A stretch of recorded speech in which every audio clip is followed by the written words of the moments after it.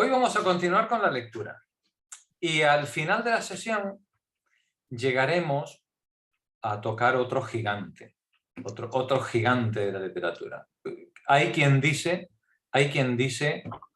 que es el padre de la literatura francesa y hay quien dice que es quien ha inaugurado el género literario del ensayo. Hablamos de Michel de Montaigne. ¿De qué? El ensayo. Montaigne. Es el monumento de la literatura y de la filosofía francesa. Claro, claro. Hay quien dice que es el Cervantes, el Shakespeare, ¿no? de la literatura francesa, y sin duda es un gigante de la literatura universal. Sí. Y de un género literario que es el ensayo. En una época en la que, claro, no había Facebook, no había Twitter, y entonces, bueno, pues la gente ponía sus pensamientos, ¿no? La gente ponía sus pensamientos, sus elucubraciones, blanco sobre negro. Y en este ejercicio de reflexión consigo mismo, que es que hay otros muchos autores, desde San Agustín, desde Agustín de Hipona, lógicamente hasta Montaigne, hay muchos antecedentes, pero sin duda Montaigne es el arquetipo. Sus tres tomos de los ensayos, que los tenéis en audiolibro, leídos en argentino. Pero conocemos al lector, El lector os sonará.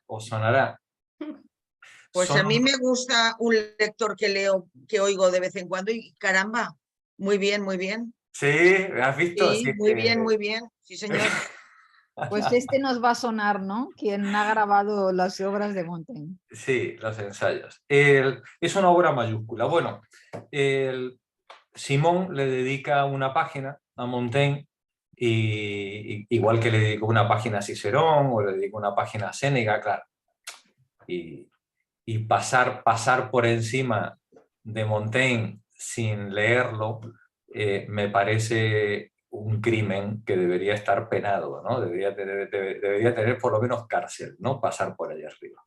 Yo os voy a invitar a que cuando llegue el momento cojamos uno de los ensayos de Montaigne, que toca de pasada el tema de la vejez. No lo toca de forma directa, entre otras cosas porque la totalidad de los ensayos de Montaigne son sobre la vejez, ¿vale? Es decir, toda la obra en su conjunto, los 3 tomos, los 3 libros, son una reflexión sobre cómo es la vida después de haber pasado la juventud, ¿vale? Eso es lo que hace Montaigne, ¿vale? Y el ensayo que he elegido es del tomo 3 y es el último, de los últimos trabajos suyos, y creo que puede ser una buena ilustración de cómo escribía y cómo pensaba este gigante. Pues el que he elegido es el capítulo 2 del tomo 3. ¿Ese está grabado, Jorge? Sí, están todos grabados. ¿Está en audio? ¿Está en audio? Está en audiolibro, los tenéis todos grabados. Esto me llevó como 60 horas de grabación. Es una cosa descomunal. Claro. Bien, pues eso, pero que esa es la idea, ¿vale? El problema es que, claro, esta mujer es una enciclopedia, Simón de Beauvoir es una enciclopedia, es una cosa tremenda, las citas que hace, los comentarios, y va pasando a lo largo de muchísimos autores de gran calado. En este caso Montaigne me parecía, no podíamos eludirlo, y más adelante, al final del capítulo, también hablaremos de Schopenhauer. Otro gigante. No creo que merecen la pena tanto literaria como filosóficamente dedicarles unas cuantas páginas a por lo menos a disfrutar de su pensamiento. Bien, hoy nos hemos citado para continuar nuestra lectura desde la página 182. Recordemos que la semana pasada habíamos estado viendo los lamentos de la bella armera de Villon y habíamos visto la interpretación de la bella armera en manos de Rodin, ¿no? Y, así ahí nos habíamos quedado la semana pasada. Bien, pues yo os propongo que al final del texto de Villon, que termina en la página 181 y la página 182, retomemos la lectura desde allí. El párrafo que empieza en el siglo XVI, mientras que en el campo la civilización sigue siendo repetitiva y conservadora, en las ciudades italianas continúa desarrollándose un primer capitalismo que hace su aparición en otras ciudades, negocios, empresas, operaciones financieras, etc. Desde ahí, ¿vale? Vale, sí. Bien, pues Leonor, por favor, si te apetece, comienza tú la lectura. Comienzo. Esta nueva prosperidad permite un inmenso florecimiento cultural en las ciencias, las letras, las artes, las técnicas. Se manifiestan en él corrientes muy diversas. El Renacimiento prolonga las tradiciones de la Edad Media. Sigue viviendo obsesionado por el Anticristo y el juicio final. Sin embargo, trata de promover una idea nueva y armoniosa del hombre. El humanismo, recuperando la antigüedad, trata de ligarla sincréticamente con los evangelios. Se quiere incorporar el cristianismo al amor de la vida, el amor a la vida y a la belleza. Esta es la tarea que se ha propuesto en particular Erasmo, a enseñanza de moral y de civilidad. Erasmo dedicó uno de sus coloquios a los viejos. Describe: un anciano modelo a los 66 años no tiene ni arrugas, ni cabellos blancos, ni anteojos, y su tez es floreciente. Los otros, que han llevado una vida libertina o aventurera, parecen ser su padre. En Italia, un patricio veneciano, Cornaro, retoma el tema: una vida juiciosa lleva a una hermosa vejez. Se pone a sí mismo como ejemplo en el Tratado de la vida sobria y reglamentada. Detente un momentito, Leonor. Nos dice Erasmo, ¿no?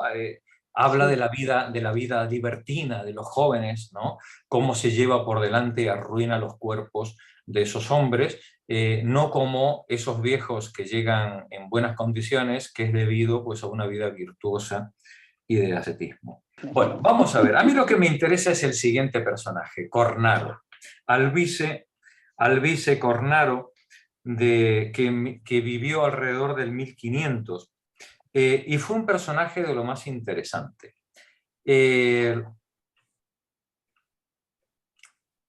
Alvise Cornaro, que empezó su vida como arquitecto y haciendo cosas muy materiales, acabó como dietista. Parece ser que en algún momento se llevó un susto con respecto a su vida, se llevó un susto, vio cercana a la muerte o alguna enfermedad seria, y entonces dedicó los últimos años de su vida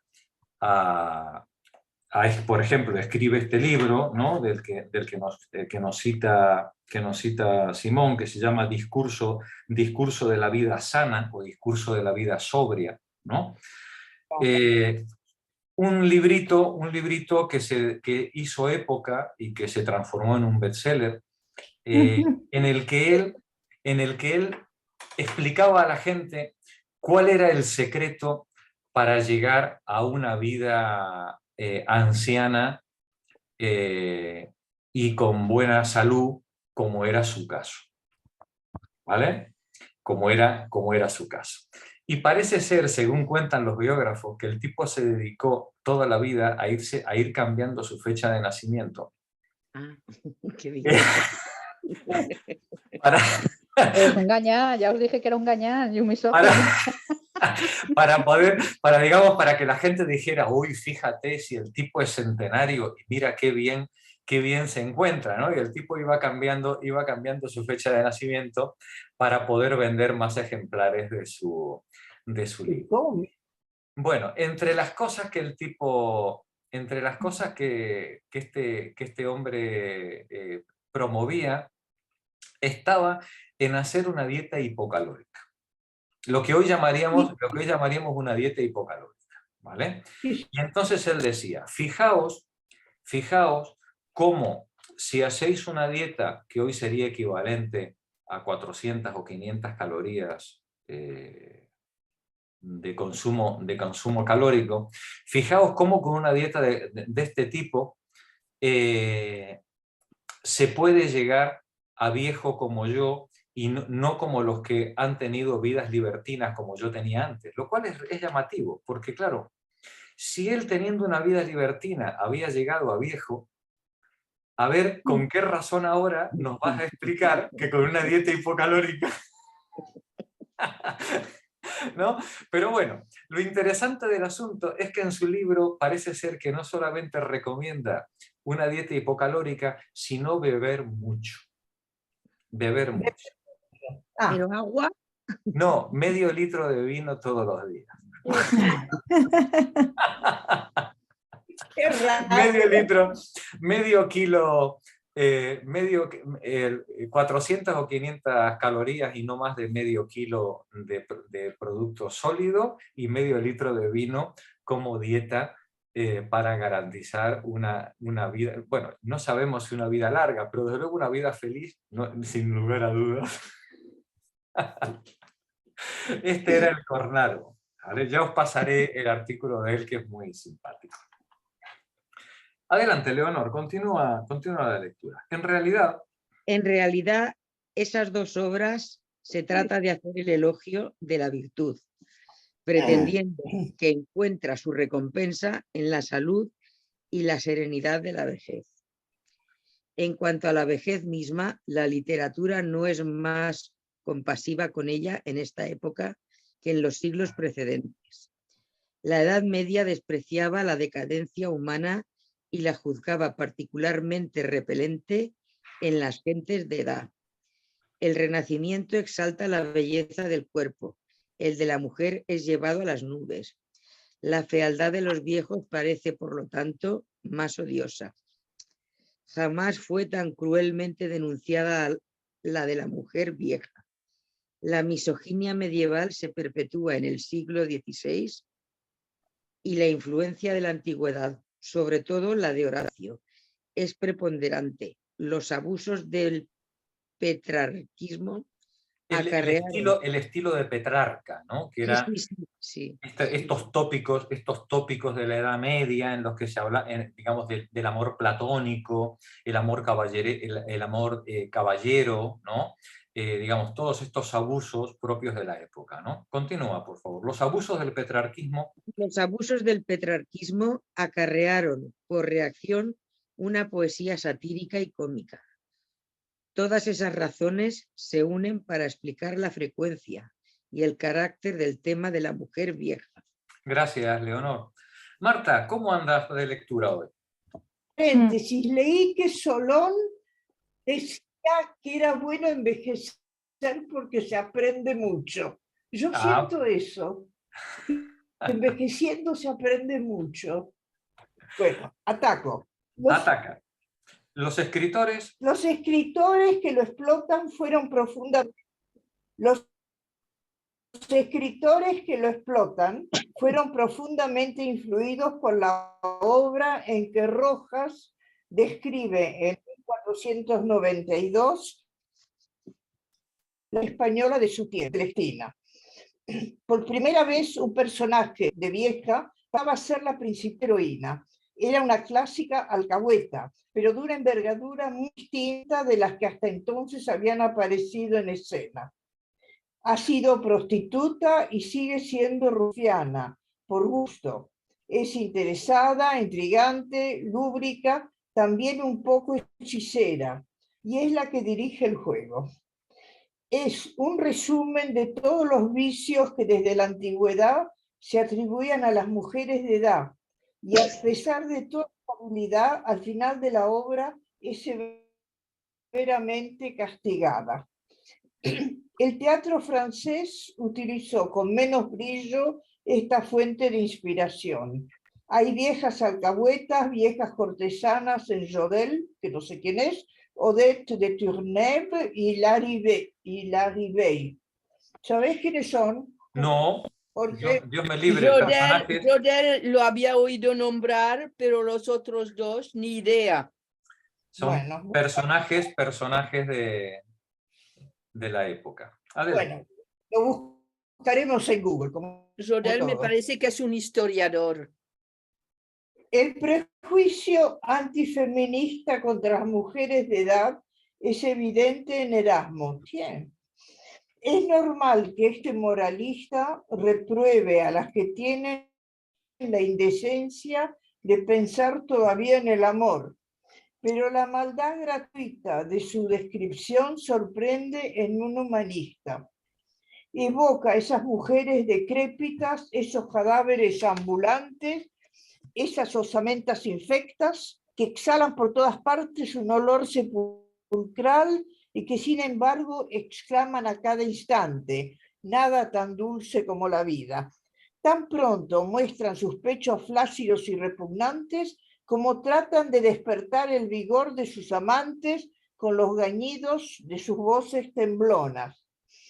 Hay que señalar en medio de tantos estereotipos un tema nuevo, el contraste entre el ser horrible que es para los demás una mujer vieja y el placer de vivir que conserva. Eso es lo que no le Erasmo se lo perdona. reprocha. Eso es lo que no le perdona, digamos, Erasmo, ¿no? A la mujer, ese placer, ese ansia de seguir viviendo, ¿no? Sí. Termina el ¿Sí? Erasmo se lo reprocha, en cambio, suele alabarse a los hombres cuyo amor por la vida no desaparece con la edad. Y él acaso Gracias. estaba tan lindo, che. ¿Cómo dices, Marta? Él horrible de viejo. Que el Sí. Erasmo también debía de ser espantoso. Sí, sí, sin duda, Marta. Eva, continúa tú la lectura. El mismo asco en Marot.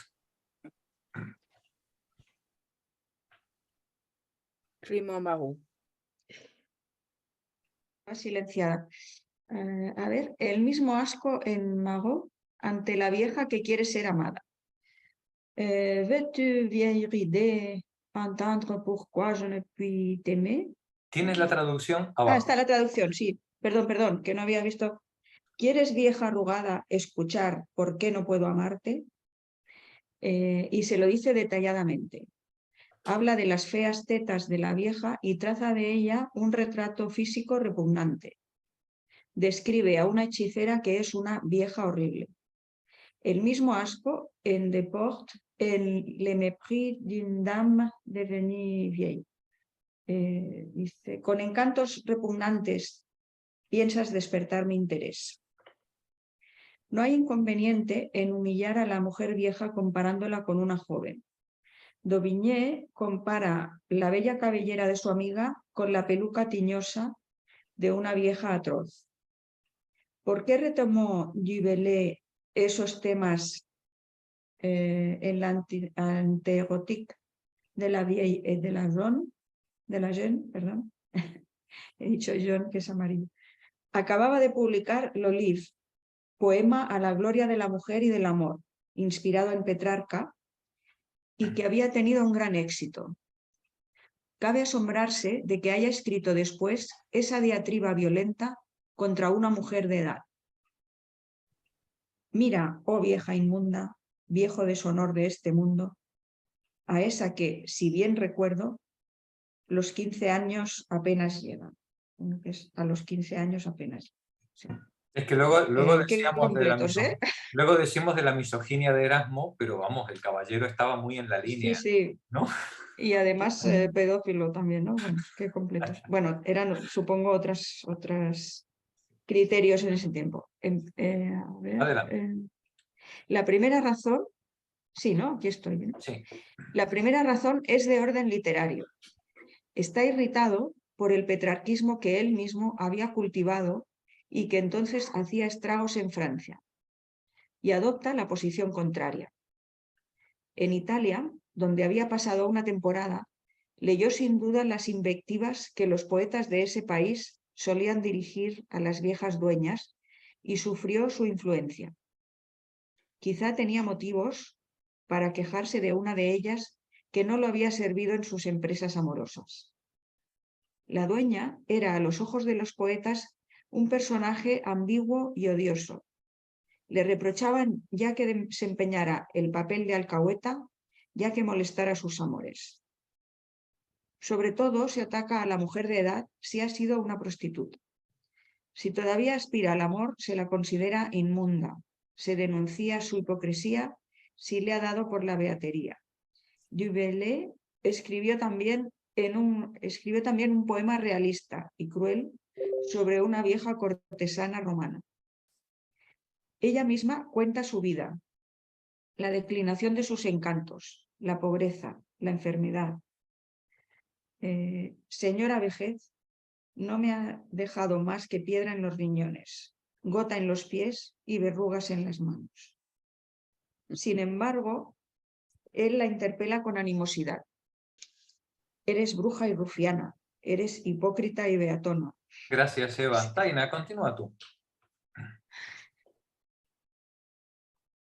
A ver, ¿dónde estábamos? Que me he despistado en el último momento. Página 186. Este encarnizamiento de los poetas. De los poetas contra las viejas prostitutas tiene su origen en un resentimiento sexual.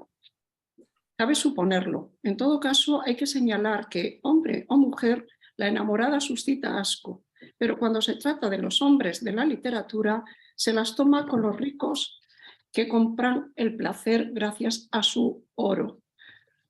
Por el contrario, ataca a las mujeres de la categoría más baja, a las que se venden.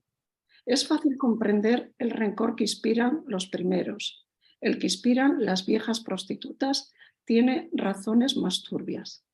Se explica probablemente por alguna frustración. Como en la antigüedad y en el folclore, la mujer vieja es a menudo asimilada a una bruja. Rabelais descubre a la Sibila de Pansu bajo los rasgos de una mujer mal entrazada, mal vestida, mal alimentada, desdentada, lagañosa, encorvada, moqueante, lánguida. Como nos pone. La mujer vieja, en fin, se parece a la muerte.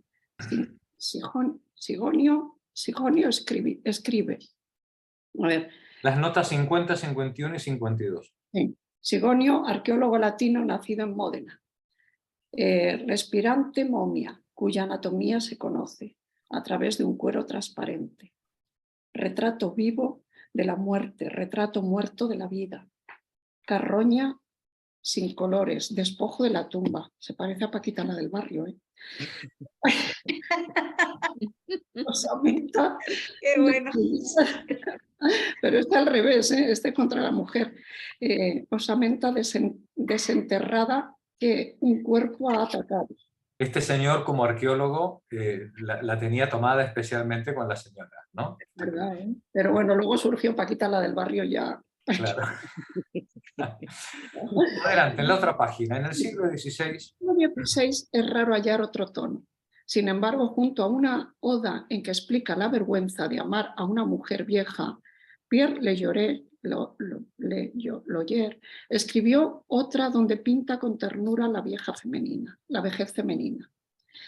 Aquí en el 53, la vejez a la manzana se asemeja, que es dulce y sana al mismo tiempo. Maravilla. Una manzana es más perfecta cuanto más arrugada. Así ocurre con la mujer vieja. François Hulot opone la vieja desdentada, infame y desgraciada a la vieja de honor. cuya gracia y forma a la belleza de las jóvenes se conforma. En verdad, vieja de gran valía, a quien por su gracia y virtud se saluda. Seguimos discriminando a las viejas pobres de las viejas ricas, ¿no? La vieja pobre con todos los atributos de la bruja, Sí. ¿no? La vieja rica con todos los atributos de la dignidad, ¿no? Continúa. Se trataba de distinguir, Ah, sí, se trataba de distinguir a la gran dama anciana del vil rebaño de las viejas marcadas por sus malas costumbres o su pobreza. Un solo autor asumió vivamente la defensa de las mujeres de edad, Brantón de Levi de les Dames Galantes. Considera normal que se entregue todavía a los placeres del amor. Afirma que algunas siguen siendo bellas y amadas después de los 70 años. Gracias, Taina. Pepa, seguí. Continúa tú, por favor. Mientras que los poetas cubren de oprobio a la mujer de edad, el viejo es ridiculizado por el teatro cómico. Perdón.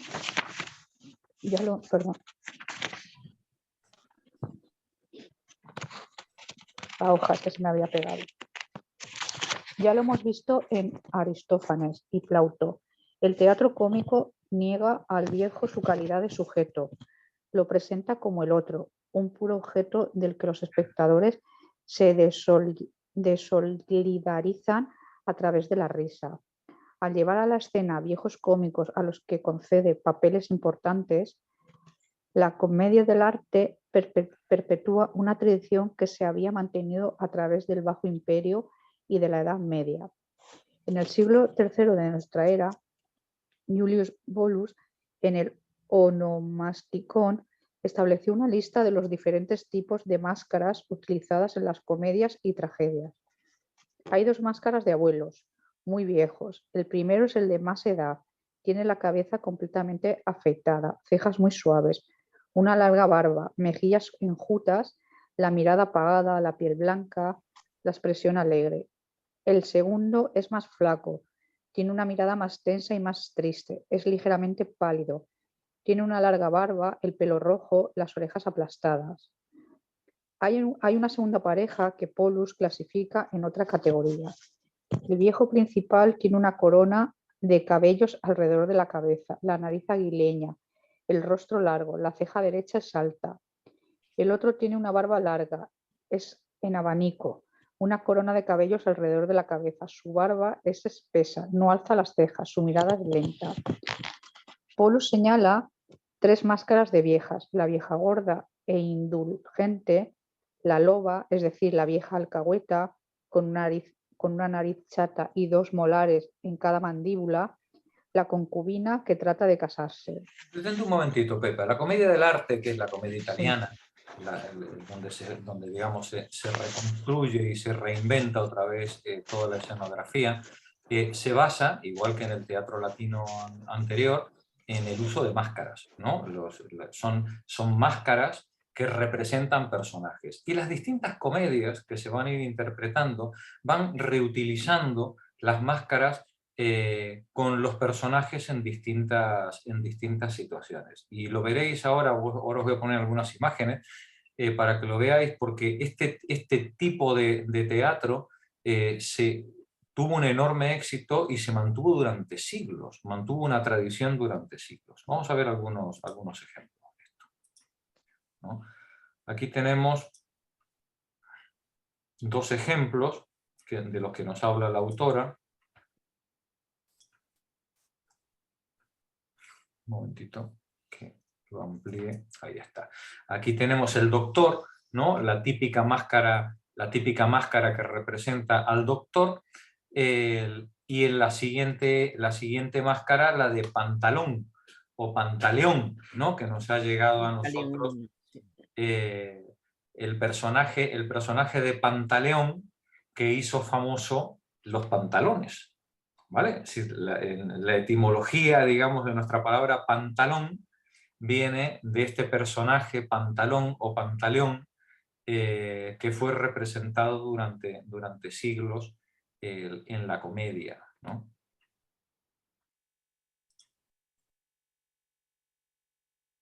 Ya os pasaré el texto con la etimología para que la podáis disfrutar.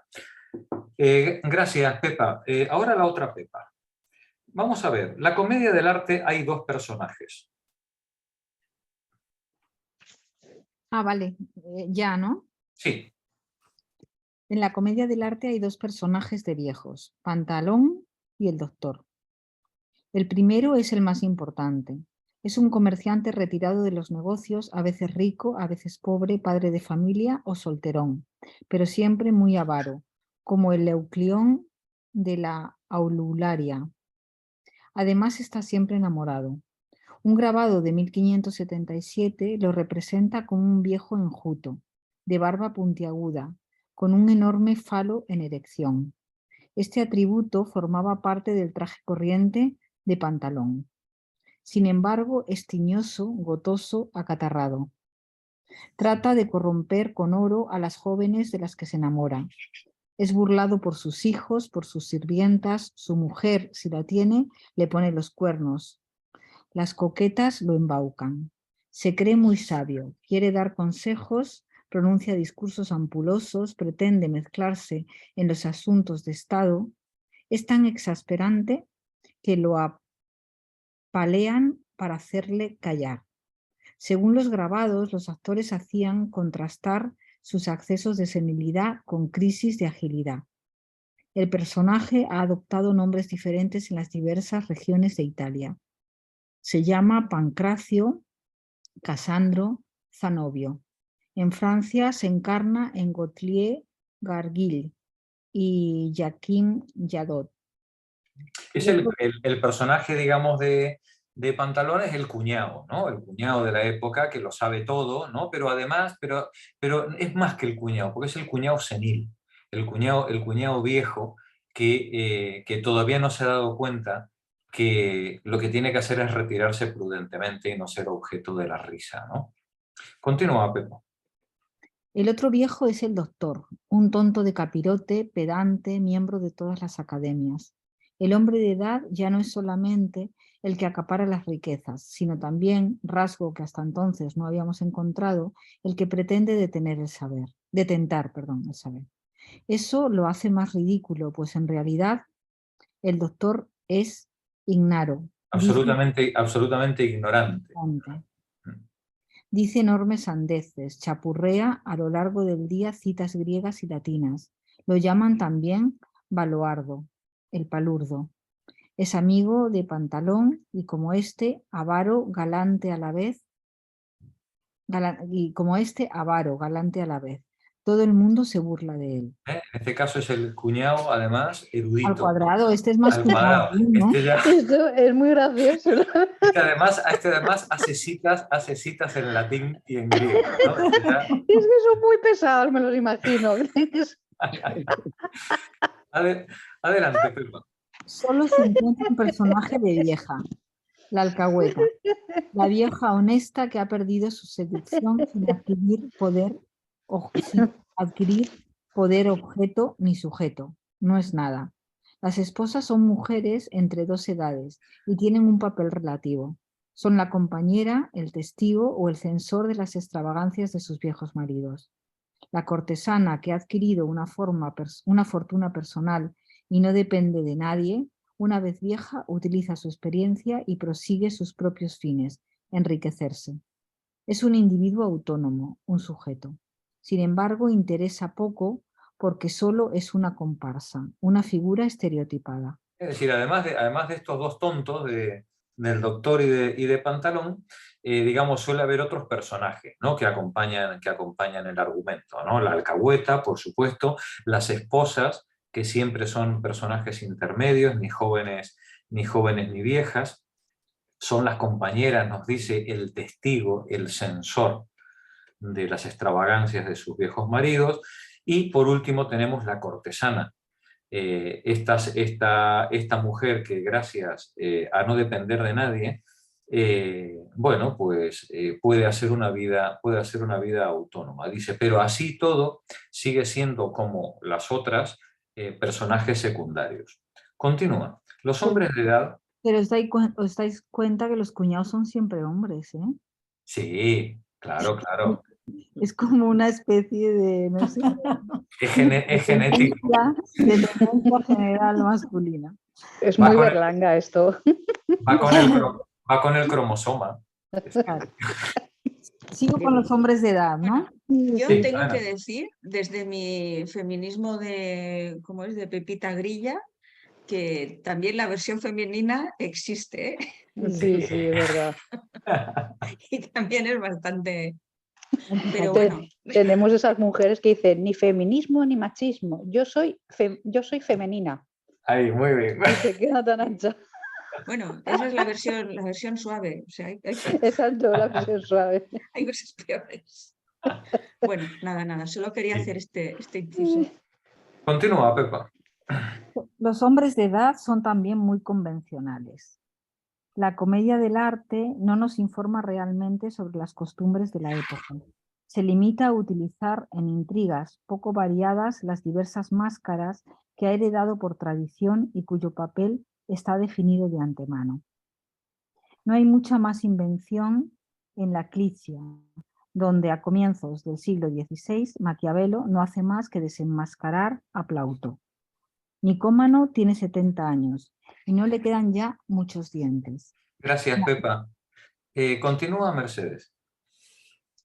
Nicómaco. Yo creo que es un error, no es Nicómano, es Nicómaco. Tiene ya 70, creo que es un error. Adelante, Mercedes. Enamorado de Clicia, decide casarla con su criado que se la pasará. Se prepara para la noche de bodas tomando un electuario llamado Satiricón. Finalmente es embaucado y se arrepiente. El tema es una vez más el contraste entre la conducta juiciosa que corresponde a los viejos y los deseos sexuales que siguen agitándolos. Su mujer describe al hombre ideal que era antes de encapricharse con Clicia y se lamenta de su metamorfosis. Era entonces un hombre honorable, grave, reservado. Empleaba su tiempo honorablemente, se levantaba temprano, escuchaba misa y se ocupaba de las provisiones para el día. Después despachaba los asuntos que pudiera tener. Terminada la comida, conversaba con su hijo dándole sabios consejos. Esta vida regular era un ejemplo para todo el mundo en la casa. Pero desde que se chifló por esa muchacha, descuida sus asuntos.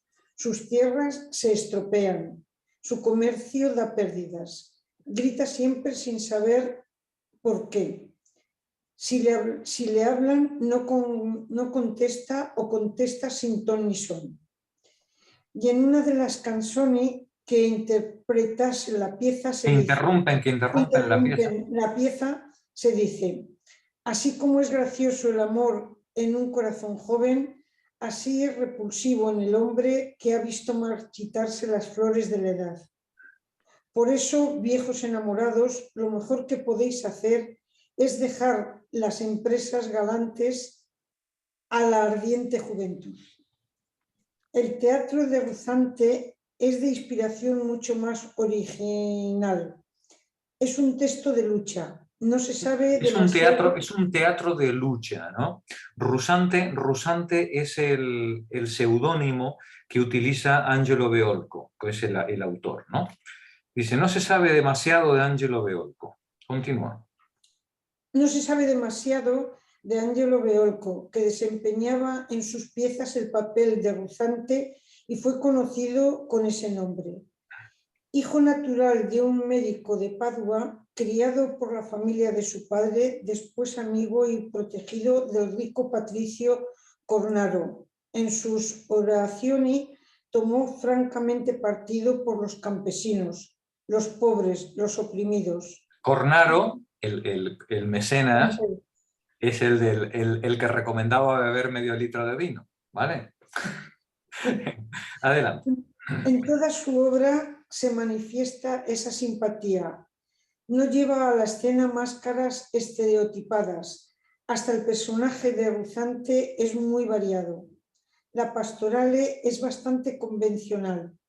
el viejo pastor Milesio se enamora de una niña y lamenta esta locura. Como ella lo rechaza, pierde el sentido al punto de que lo dan por muerto. Oh desdichado amante, ¿a dónde has llegado? Mira en qué has terminado desatinada edad. Gracias, Mercedes. Paco, sigue tú, por favor. ¿Puedo decir una cosa? Sí. Es Nicómaro. Ah, Nicómaro. Sí, es correcto. En el texto original es Muy bien. Nicómaro, tal como lo pone en el español. Muy bien, muy bien. Gracias, María. Adelante, Paco. Vale. Pero en general se inspira en las costumbres y el lenguaje de las gentes de su época, en particular de los campesinos. Siendo él mismo joven, ataca a los viejos en la medida en que sus riquezas les permiten oprimir a los pobres. En la vaquera, imitación de la Asinaria, el viejo Placidio no perjudica a nadie y por eso es pintado con cierta indulgencia. Se parece a Demenetes, pero tiene cualidades. Ama a su hijo y cuando termina embaucado y derrotado, su mujer lo perdona. En cambio, el héroe del Aconitario, un veneciano octogenario enriquecido, es vilipendiado sin piedad. Cínico, disoluto, lleno de ataques, ridículo, es avaro, pero todavía más lúbrico, puesto que está dispuesto a comprar a precio de oro a la cortesana. A la cortesana Doraria. Es tan vanidoso que se cree amado. Se deja burlar por su criado. Rosante lleva mucho más lejos en el segundo diálogo rústico la caricatura del viejo enamorado. Ningún otro autor lo ha pintado con un realismo tan repelente. Ha despojado a Villora de su joven mujer que por interés accede a vivir con él, que es muy rico. Pero ella se queja. Está enfermo, tose toda la noche como una oveja podrida. No duerme jamás. A cada momento trata de abrazarme. Me cubre de besos. Seguro que tiene el aliento más hediondo que un montón de estiércol, responde Villora. Huele a muerte a 1000 leguas y tiene tanta basura en el culo que es forzoso que le salga por la otra punta. ¿No es cierto? Más gráfico no puede ser. No, totalmente gráfico. Al final, Villora recobra a su mujer después de haber apaleado al viejo conforme a la tradición cómica. Rosante expresa en la Piovana el asco que le inspiraba la vejez por boca del viejo Tura. La juventud, es semejante a un hermoso arbusto florido donde todos los pájaros se posan para cantar, mientras que la vejez se parece a un perro flaco cubierto de moscas que se le devoran las orejas. Gracias, Paco. Maricruz, sigue tú. Perdonad, es que yo ahora no puedo evitar pensar todo el rato en Paquita, la del barrio. Que ya sabemos de dónde ha sacado su frondosa inspiración. Tu repertorio, claro que sí. Eva, pues ahora Shakira creo que también se está inspirando en los mismos autores, pero al contrario. Shakira con Piqué me refiero. Sí. Adelante, Maricruz. Todo el vídeo. Todo lo que toca a la vejez está mucho más expuesto a la desdicha. La vejez es en realidad una charca donde se reúnen todas las aguas malsanas y que no tiene más salida que la muerte. ¿Queréis desear mal a alguien? Decidle, ojalá te pongas viejo. ¿Por qué el siglo XVI ha atacado a los viejos con tanto encarnizamiento? El padre estaba lejos de detentar la autoridad del pater familias romano. Además, no es él el escarnecido, sino el viejo rico que se presenta como rival de los jóvenes. En esta época, como en las precedentes, los viejos de las clases inferiores no interesan a la literatura. Además, es preciso observar que los nobles, los patricios, no son atacados. Se admite que detentan su poder, su fortuna por derecho divino. No se discute la jerarquía social establecida. El que provoca rencor es el nuevo rico, el burgués que ha conseguido ascender individualmente. Si sus negocios han prosperado, resulta que en los últimos años posee bienes considerables y a los ojos del hombre maduro que trabaja para subsistir, a los ojos de la juventud, a menudo sin dinero, ese acaparamiento parece una injusticia que provoca una envidia llena de odio, pues se atribuye su éxito a la avaricia. El escándalo resulta intolerable si los viejos se sirven de su oro para comprar mujeres jóvenes. Entonces los jóvenes se sienten sexualmente frustrados, se vengan de ellos, tratan de asquearlos de sus vicios, caricaturizándolos cruelmente o riendo de sus caricaturas. Contra ellos, los autores y el público son cómplices. Así se explican las múltiples encarnaciones de Pantalón y su éxito. Gracias, Maricruz. Pilar, continúa tú.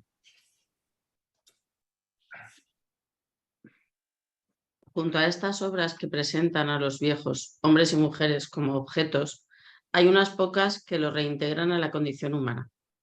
Así, una canción citada por Jacques Ibert en el Le Printemps, en que se aconseja a los jóvenes que aprovechen el buen tiempo, pues la vejez los acecha y solo les traerá tristeza y pesares. Pena y celos prefieren el pelo gris. El dulce frenesí no tiene prisión tan ruda.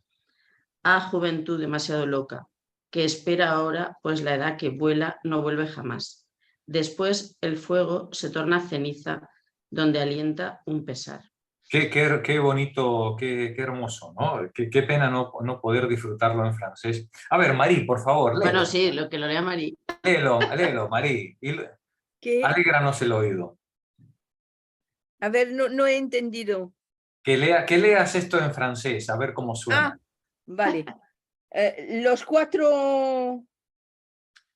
Vale. Chagrin et jalousie aiment le poil grison. La douce frénésie n'a si rude prison. Pardon.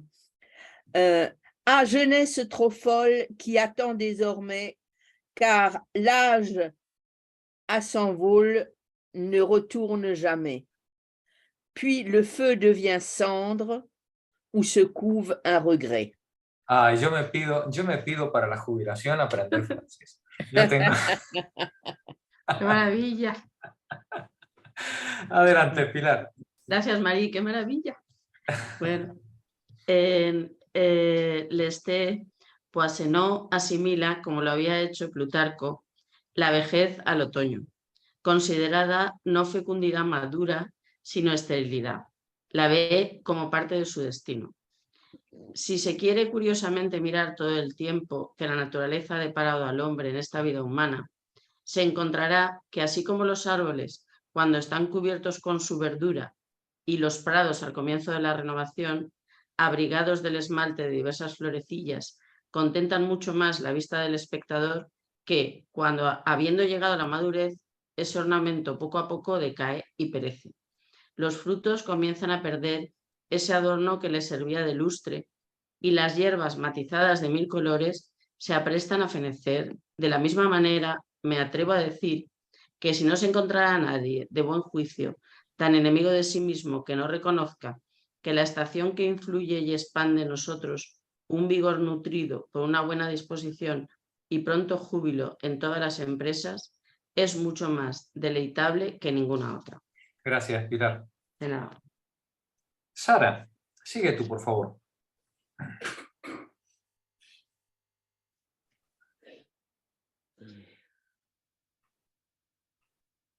La vejez ocupa un lugar importante en la obra de Ronsard. Influido por la antigüedad y por su época, pinta también con asco la decadencia de las viejas prostitutas.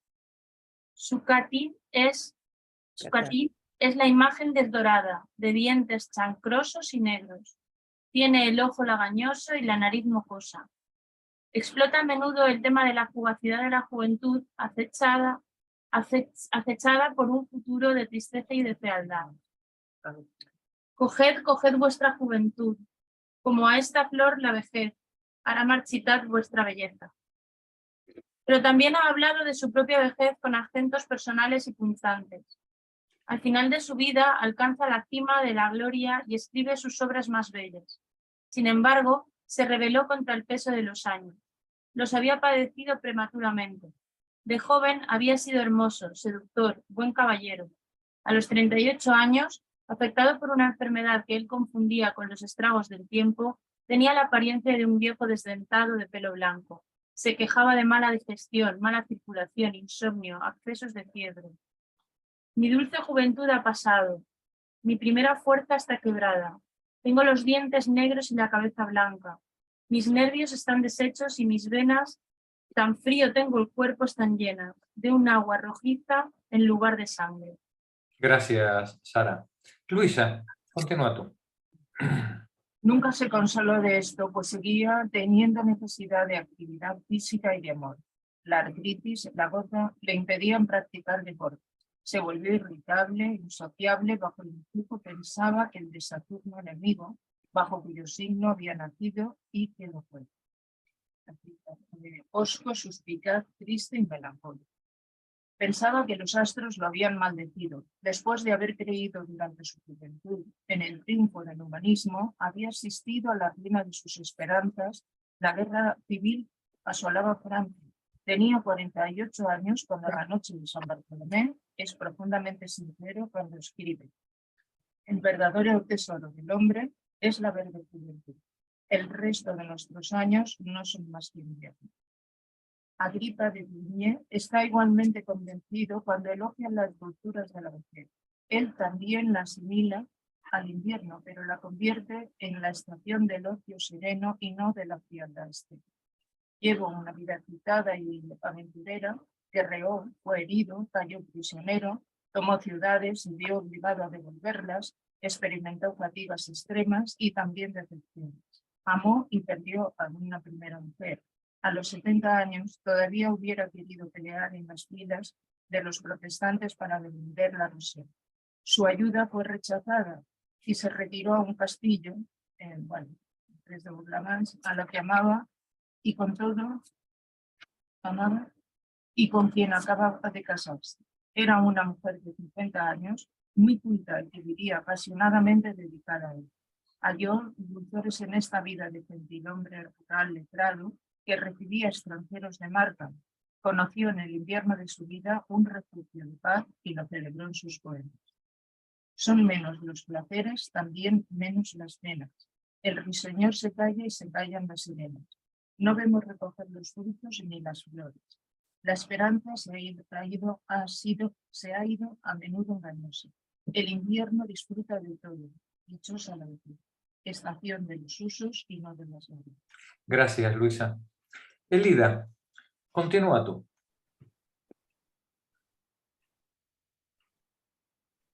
Ni la sinceridad de Ronsard ni la de Aubigné excluyen los lugares comunes. Un solo escritor de este siglo los suprimió radicalmente, Montaigne. Con arreglo a su propia experiencia, se interroga sobre la vejez como si nadie antes que él lo hubiera hecho. Este es el secreto de su profundidad, la mirada directa y exigente a una realidad que por lo general se trata de enmascarar. La antigüedad caricaturiza a los viejos mientras hace el elogio de la vejez. Montaigne se niega tanto a burlarse de ella como a exaltarla. Quiere extraer su verdad. Personalmente no cree que lo haya enriquecido. Contra el optimismo moralizador de Platón y Cicerón, contra las pretensiones de los viejos a la sabiduría, invoca su propio testimonio. Tiene poco más de 35 años cuando, al considerar el periodo de su vida anterior a sus 30 años, escribe: en cuanto a mí, tengo por cierto que desde esa edad tanto mi espíritu como mi cuerpo antes han disminuido que aumentado y más retrocedido que avanzado. Es posible que en quienes emplean bien el tiempo, la ciencia y la experiencia crezcan con la vida, pero la vivacidad, la prontitud, la firmeza y otras partes mucho más nuestras, más importantes y esenciales, se marchitan y languidecen. Detente un momentito, Elida. Nos dice la autora, no quiero que pasemos por alto con respecto a cómo lo presenta, ¿no? Dice, con arreglo a su propia experiencia, Montaigne se interroga sobre la vejez como si nadie antes que él lo hubiera hecho. Ese es el secreto de su profundidad, la mirada directa y exigente a una realidad que por lo general se trata de enmascarar. La antigüedad caricaturiza a los viejos mientras hace el elogio de la vejez. Montaigne, por el contrario, se niega tanto a burlarse como a exaltarla. Quiere extraer su verdad, ¿no? Quiere extraer su verdad. Montaigne hace algo insólito en la literatura. Hasta ahora, filósofos y moralistas y poetas hablan del ser humano ideal. Hablan del hombre, de la mujer, del viejo, del joven, y tratan de encasillar al género humano en esos arquetipos. Montaigne hace exactamente lo contrario. Voy a hablaros de mí. Y en la insignificancia de mi historia vais a ver representado al género humano. Es eso mismo lo que dice, cuando dice que cada hombre lleva dentro de sí la forma entera de la humana condición. Eso es. Cada hombre lleva en sí esa forma entera, ¿no? Sí, la sí. esencia de la humanidad. Sí. Y por eso dice Montaigne, yo voy a hablar de mi pequeña e insignificante vida. Y en esa pequeña e insignificante vida, si lo hago bien, os vais a ver reflejados. ¿Vale? Os vais a ver reflejados porque ahí, en toda pequeña, no en mi pequeña insignificante vida, en toda pequeña e insignificante vida está la humanidad toda. Está la humanidad toda. Esta es la grandeza de Montaigne y de su trabajo, ¿no? Continúa, Elida, vamos a terminar de ver la introducción de Simón y luego vamos al ensayo. Y también, desde hace un largo trecho de tiempo he envejecido, pero más sabio, desde luego no lo soy ni un ápice. Yo a esta hora y yo antes somos dos. Pero ¿cuándo mejor? Nada puedo decir. Sería bueno ser viejos si solo fuéramos hacia el mejoramiento. Es un movimiento de borracho, titubeante, vertiginoso, informe o palillos que el aire maneja casualmente como le place. En el tercer libro, escrito tardíamente, Montaigne sigue prefiriendo su juventud a una edad que consideraba ya como la vejez.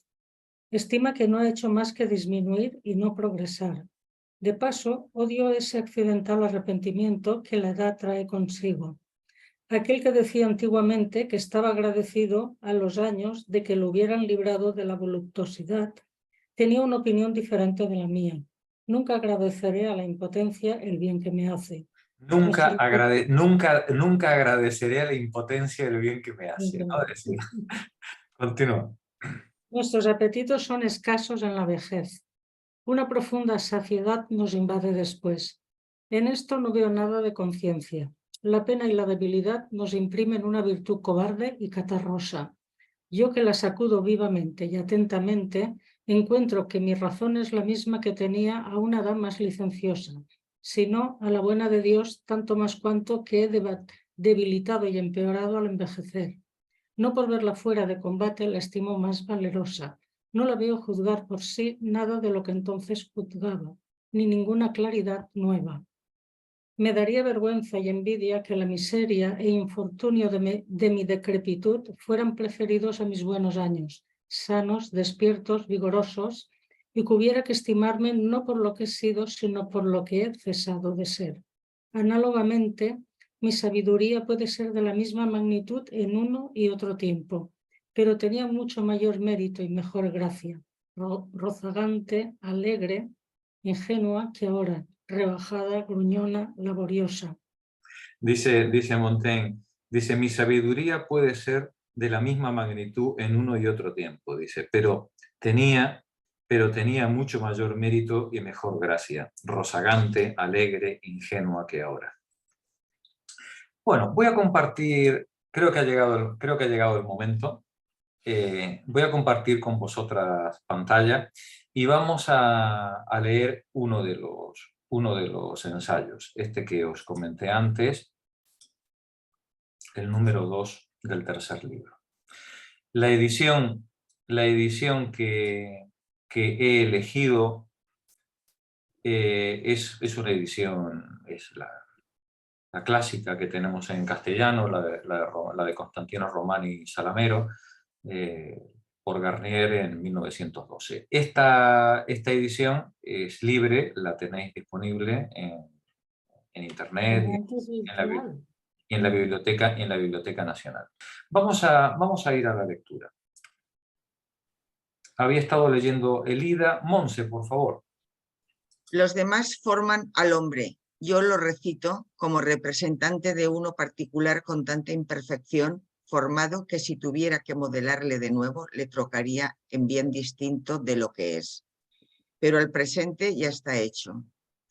Los trazos de mi pintura no se contradicen aun cuando cambien y se diversifiquen. El mundo no es más que un balanceo perenne. Todo en él se agita sin cesar. Así las rocas del Cáucaso como las pirámides de Egipto son el movimiento general y con el suyo propio. El reposo mismo no es sino un movimiento más lánguido. Nos dice Montaigne, empieza así diciendo, ¿no? Dice, los demás van a hablar del arquetipo, ¿no? Yo lo recito. Yo voy a contar cómo es este, ¿no? Como un representante de esa humana condición que habíamos hablado antes. Y además dice, es verdad que a lo largo de la vida este personaje del que voy a hablar ha cambiado mucho. Dice, pero los trazos de mi pintura no se contradicen aun cuando cambien y se diversifiquen. Este sujeto tan diferente, al final, no es otra cosa que uno, ¿no? En el que están encarnados todos esos aspectos del sujeto. Continúa, por favor, Monse. Yo puedo asegurar mi objeto, el cual va alterándose y haciendo eses, merced a su natural claridad. Tómolo en este punto, conforme es en el instante que con él converso. Yo no pinto el ser, pinto solamente lo transitorio, y no lo transitorio de una edad a otra, o como el pueblo dice, de 7 en 7 años, sino de día en día, de minuto en minuto. Precisa que acomode mi historia a la hora misma en la que refiero, pues podría cambiar un momento después, y no, por acaso, también intencionadamente. Detente otro momentito, Monse. Nos dice, yo no pinto el ser, yo no pretendo hacer aquí una teoría del ser humano, ni muchísimo menos. ¿Qué va? Esto no va de eso, dice. Yo no pinto el ser, pinto solamente lo transitorio. Y ni siquiera, dice lo transitorio, no de una edad a otra, o de 7 años en 7 años, no, minuto por minuto. En este momento, lo que yo estoy sintiendo, lo que yo estoy pensando, es lo que voy a poner. Y eso que yo voy a poner ahora, transitorio, en este instante, tiene efecto universal. Habla de todos, habla de todas, ¿no? Continúa, por favor. Es la mía una fiscalización de diversos imovibles accidentes, de fantasías irresueltas y contradictorias. Cuando viene al caso, bien porque me convierta en otro yo mismo, bien porque acoja los objetos por virtud de otras circunstancias y consideraciones. Súbelo un poco, por favor. Es el hecho... Ahí falta una H. Ahí falta una H. Es el hecho que me contradigo fácilmente, pero la verdad, como decía Demades, jamás la adultero. Si mi alma pudiera tomar pie, no me sentaría, me resolvería. Más constantemente se mantiene en prueba y aprendizaje. Yo propongo una vida baja y sin brillo, mas para el caso es indiferente que fuera relevante. Igualmente se aplica toda la filosofía moral a una existencia ordinaria y privada que a una vida de más rica contextura. Cada hombre lleva en sí la forma cabal de la humana condición. Detente un momentito, dice. Yo propongo, yo os voy a mostrar, ¿no? Os voy a mostrar una vida baja y sin brillo. Mas para el caso es indiferente que fuera relevante, dice Montaigne.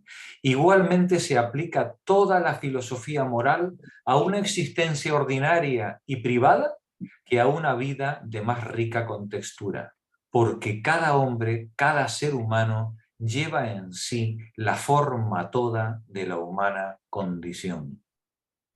Filosofía mayúscula la que tenéis, la que ahora estamos, la que tenemos por delante. Adelante, Monse.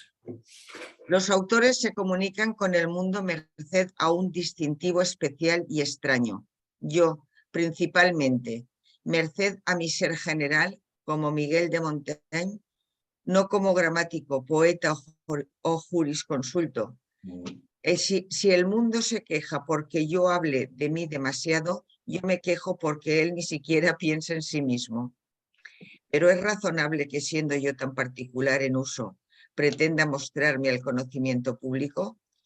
Lo es tampoco el que produzca ante la sociedad, como las maneras y artificios gozan de tanto crédito, los efectos de naturaleza crudos y mondos y de una naturaleza enteca por añadidura. ¿Es de naturaleza que yo muestre algo tan pequeño y ridículo como es la vida de este señor Miguel de la Montaña, ¿no? Continúa, Nani, por favor. Gracias, Monse.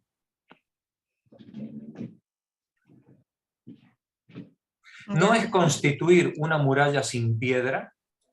O cosa semejante, el fabricar libros sin ciencia ni arte. Las fantasías de la música, el arte, las acomoda. Las mías, el acaso. Las mías, el azar. Las mías, el azar, ¿no? Dice, no es constituir una muralla sin piedras o cosa semejante, fabricar libros sin ciencia ni arte. Yo, Miguel de la Montaña, que no tengo ni ciencia ni arte, ¿cómo me atrevo a escribir un libro? Dice, las fantasías de la música, el arte, las acomoda. Las mías, el azar. Continúa, Nani. Pero al menos voy de acuerdo con la disciplina, en que jamás ningún hombre trató asuntos que mejor conociera ni entendiera que yo entiendo y conozco el que he emprendido. En él soy el hombre más sabio que existir pueda. En segundo lugar, ningún mortal penetró nunca en su tema más adentro, ni más distintamente examinó los miembros y consecuencias del mismo, ni llegó con más exactitud y plenitud al fin que propusiera a su tarea. Fijaos cómo lo plantea, ¿no? Dice, yo voy a hablar aquí y el azar al final dirá si he conseguido expresarme o no he conseguido expresarme. Pero al menos voy a ser disciplinado en esto, porque jamás ningún hombre trató un asunto que conociera ni entendiera tal como yo entiendo y conozco el mío. ¿Por qué? Porque voy a hablar de mí. Yo no voy a hablar ni del vecino, ni de Julio César, ni del hombre en general. No. Voy a hablar de mí, y como no hay nadie que seguramente se fustigue tanto como yo mismo, seguramente nadie va a conocer tanto de mí como yo pueda conocer por mí mismo. Dice, continúa, expuse la verdad. Expuse la verdad, no hasta el hartazgo, sino hasta el límite en que me atrevo a exteriorizarla. Y me atrevo algo más envejeciendo, pues parece que la costumbre concede a esta edad mayor libertad de charla y mayor indiscreción en el hablarse de sí mismo. Mirad qué bueno, ¿no? Dice, Sí, yo en estos ensayos estoy exponiendo la verdad. Dice, hasta el límite en lo que me atrevo a decir las cosas, ¿vale? Que en todo hay que mantener un mínimo de decoro, ¿no? Y me atrevo un poquito más, por estar haciéndome viejo, dice, pues parece que la costumbre concede a esta edad mayor libertad, mayor locuacidad, ¿no? De charla y mayor indiscreción en el hablarse de sí mismo. De sí mismo. Continúa. Aquí no puede acontecer lo que veo que sucede frecuentemente, o sea, que el artesano y su labor se contradicen. ¿Cómo un hombre, oímos, de tan sabrosa conversación ha podido componer un libro tan insulso?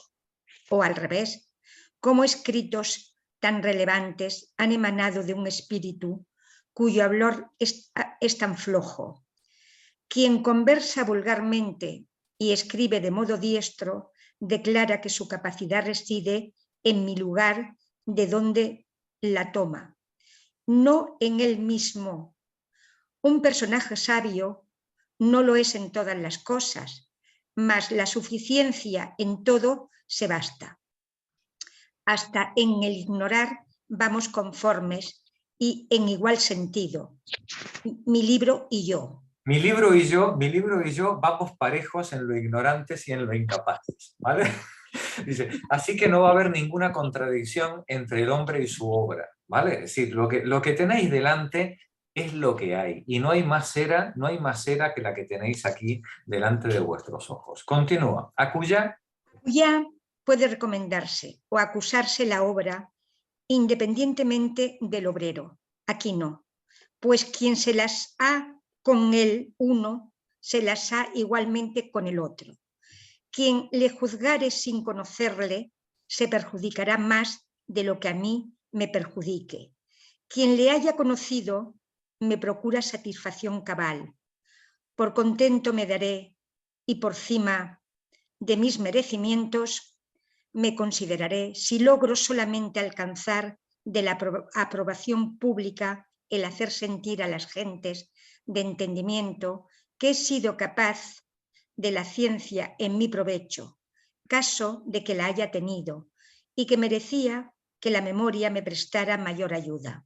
Dice, por contento me daré, si lo poco que he aprendido, si la poca ciencia, ¿no? la he podido aprovechar, y que en todo caso se apenen de que no tenga suficiente memoria para los detalles, digamos, de las historias o de las emociones que voy a transmitir. Gracias, Nani. Continúa la lectura, Mari. Pasemos aquí por alto lo que acostumbro a decir frecuentemente, o sea, que yo me arrepiento rara vez y que mi conciencia se satisface consigo mismo, no como la de mi ángel o como la de un caballo, sino como la de un hombre, añadiendo constantemente este refrán y no ceremoniosamente, sino con sumisión esencial e ingeniosa, que yo hablo como quien ignora e investiga, remitiéndome para la resolución pura y simplemente a las creencias comunes legítimas. Yo no enseño ni adoctrino, lo que hago es relatar. Menuda frase. Yo no enseño, no tengo la presunción de querer enseñarle nada a nadie, ni adoctrino. Yo lo único que hago es relatar, ¿no? Que es tremendo. Ya veis la tela con la que corta Montaigne, ¿no? Es decir, esto es calidad en todo. Yo soy testigo de mí mismo. Y así os presento las cosas.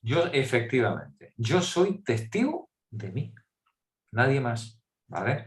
Continúa, Mari. No hay vicio. No hay vicio que esencialmente lo sea, que no ofenda y que un juicio cabal no acuse, pues muestran todos una fealdad e incomodidad tan palmarias que acaso tengan razón los que lo suponen emanados de una torpeza e ignorancia tan difícil es imaginar que se los conozca sin odiarlos. La malicia absorbe la mayor parte de su propio veneno y se envenena igualmente. El vicio deja como una úlcera en la carne y un arrepentimiento en el alma que constantemente a esta ataña y ensangrienta, pues la razón borra las demás tristezas y dolores, engendrando el del arrepentimiento, que es más duro, como nacido interiormente, a la manera que el frío y el calor de las fiebres emanados son más rudos que los que vienen de fuera. Yo considero como vicios, como vicios, más cada cual según su medida, no solo aquellos que la razón y la naturaleza condenan, sino también los que las ideas de los hombres, falsas y todo como son, consideran como tales, siempre y cuando que el uso y las leyes las autoricen. Gracias, María. María José, continúa tú, por favor. Por el contrario, no hay bondad que no regocije a una naturaleza bien nacida. Existe en verdad, yo no sé qué congratulación en el bien obrar que nos alegra interiormente y una altivez generosa que acompaña a las conciencias sanas. Un alma valerosamente viciosa puede acaso revestirse de seguridad, mas de aquella complacencia y satisfacción no puede proveerse.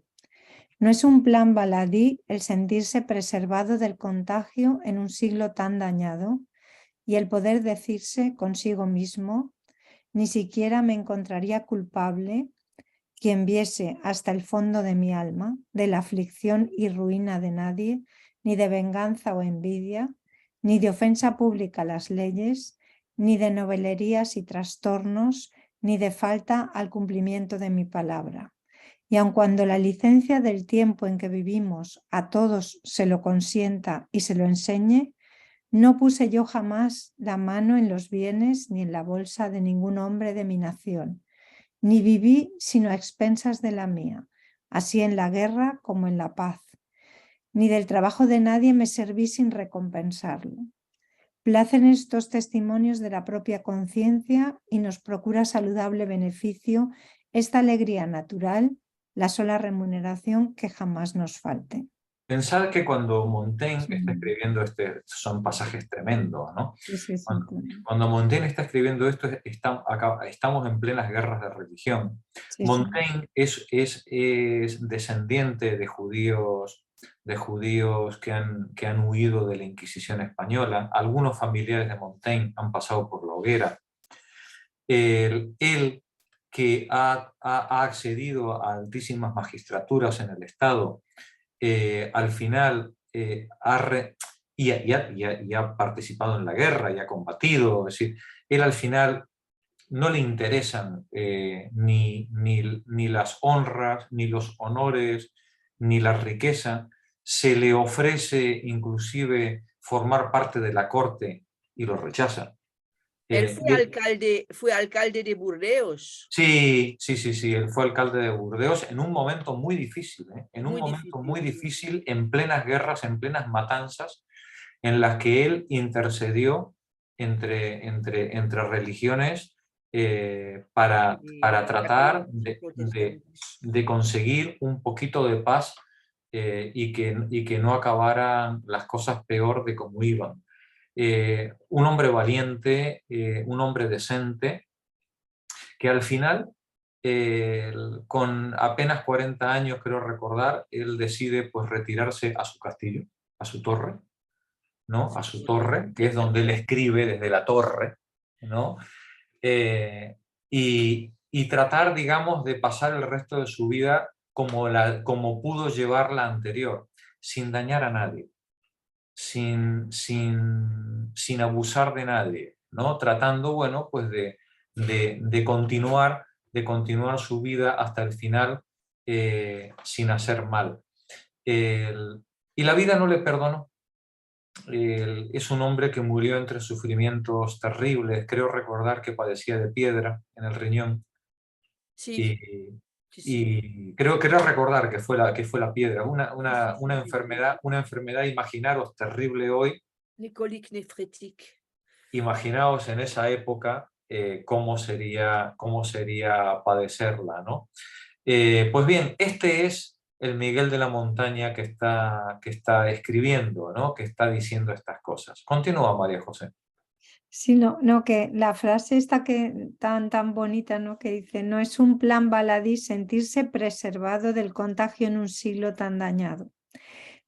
Pero a la vez eso es un poco extraño, ¿no? Que, o sea, quiero decir, que decir, bueno, tengo que como que mantenerme al margen, no puedo estar imbuido de todas toda esta maldad.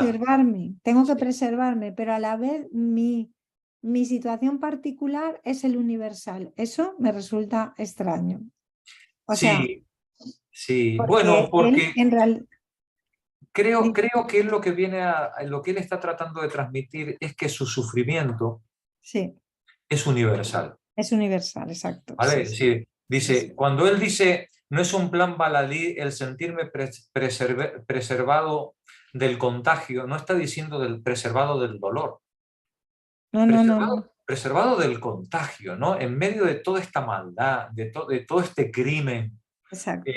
Mantenerme indemne del contagio, de este odio, de este rencor, no es un plan baladí en un siglo tan dañado, ¿no? Claro. Tan dañado, ¿no? Mantener su integridad moral y política y de juicio.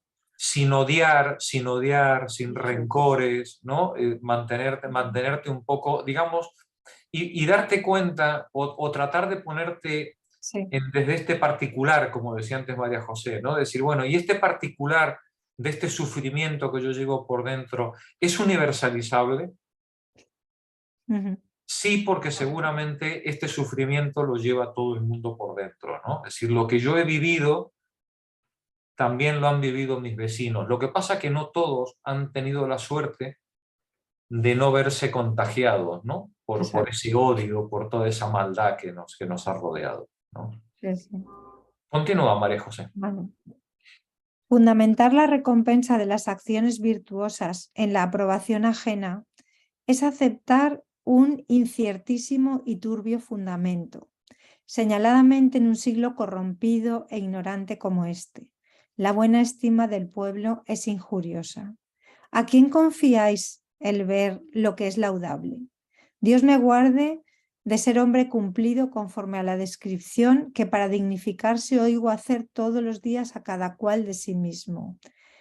Que fuerant vicia moresum. Los vicios en de azulito antaño, os he puesto la traducción. Los vicios de los antaño. vicios de antaño son las virtudes de hoy, ¿no? Ocaño.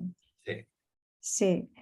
Tales de entre mis amigos me censuraron y reprimendaron abiertamente, ya movidos por su propia voluntad, ya instigados por mí, cosa que para cualquier alma bien nacida sobrepuja, no ya solo en utilidad, sino también en dulzura, los oficios todos de la amistad. Yo acogí siempre sus catilinarias con los brazos abiertos, reconocida y cortésmente, mas hablando ahora en conciencia, encontré a veces en reproches y alabanzas tanta escasez de medida que más bien hubiera incurrido en falta que bien obrando, dejándome llevar por sus consejos. Espera, esto lo he leído mal porque... Sí. Vale. Dice, yo acogí siempre sus catilinarias, dice, yo acogí siempre sus catilinarias con los brazos abiertos, reconocida y cortésmente. Mas, hablando ahora en conciencia, encontré a veces en reproches y alabanzas tanta escasez de medida que más bien hubiera incurrido en falta que bien obrado, dejándome llevar por esos consejos, ¿no? Sí, pero él está por encima de esto. Continúa, María José. Principalmente nosotros que vivimos una existencia privada, solo visible a nuestra conciencia, debemos fijar un patrón interior para acomodar a él todas nuestras acciones y según el cual acariciamos unas veces y castigamos otras. Yo tengo mis leyes y mi corte para juzgar de mí mismo, a quienes me dirijo más que a otra parte. Yo restrinjo mis acciones con arreglo a los demás, pero no las entiendo sino conforme a mí. Fíjate qué interesante, fíjate qué interesante. Yo restrinjo mis acciones con respecto a los demás, para no molestarles a los demás. Oye, los demás opinan que eso no se debe hacer, pues no lo hago, ¿vale? Es decir, pero no las entiendo salvo conforme a mí. Mi conciencia es mi único juez, ¿no? Continúa. Solo vosotros mismos podéis saber si sois cobardes y crueles o leales y archidevotos. Los demás no os ven. Os adivinan mediante ciertas conjeturas. No tanto contemplan vuestra naturaleza como vuestro arte, por donde no debéis ateneros a sus sentencias sino a la vuestra. Esto qué interesante, ¿no? Dice, yo tengo mis leyes y mi corte para juzgar de mí mismo, dice.